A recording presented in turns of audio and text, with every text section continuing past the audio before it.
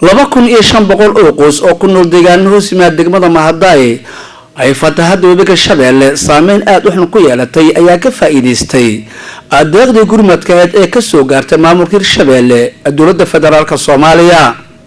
adeegdani ayaa lagu qaybiyay deegaan hoos yimaada degmada Mahadaay dadka loo qaybiyayna waxa ay ka kala yimaadeen dhowr tuulo oo hoos yimaada degmada Mahadaay.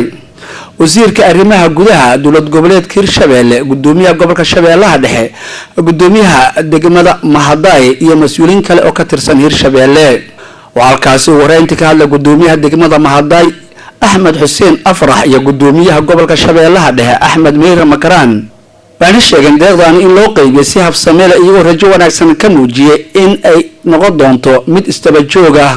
maanta waxaan noo suuga gashay in aan qaybino deeqdii ayna soo gaarsiisay dowladda federaalka naga soo gaartay shalay.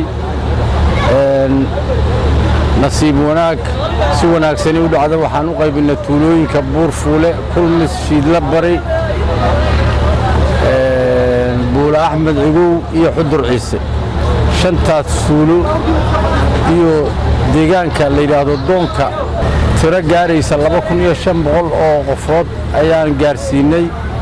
Sansayeeri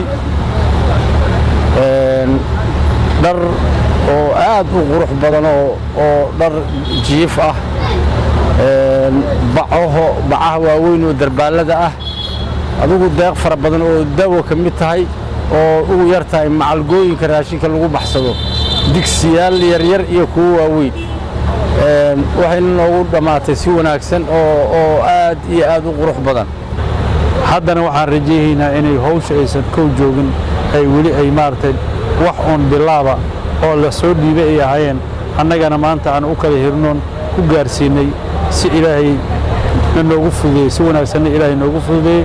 waxaan rajaynaynaa inay maartay ay ahaato bilow wanaagsan oo bulshada maartay gobolka degan degmooyinka weliba oo maro dhibaatooyinka ay ka jiraan Mahadaay ugu horeysay oo maanta aan ku bilownay inaan waxaan rajaynaynaa wax intaas ka badan ay maartay dowladda dhexe iyo maamul goboleedka Shabeelle iyo inta ku hawlo hay'adaha ku hawsha inay maartay gacan weyn ka geysan karaan.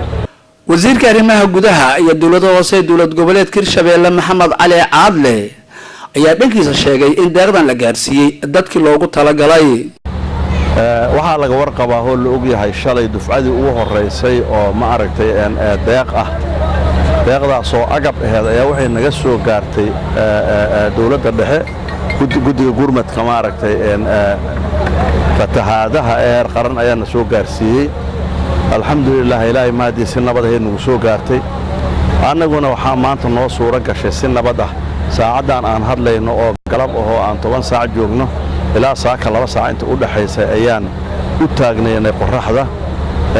waxaan noogu dhamaatay si saliim ah in lagu gaarsiiyo ummad dadkii mudnay oo iska lahaa. Abubakar Maxamed Baadle warbaahinta qaranka caasimadda dowlad goboleedka Shabeelle magaalada Jowhar.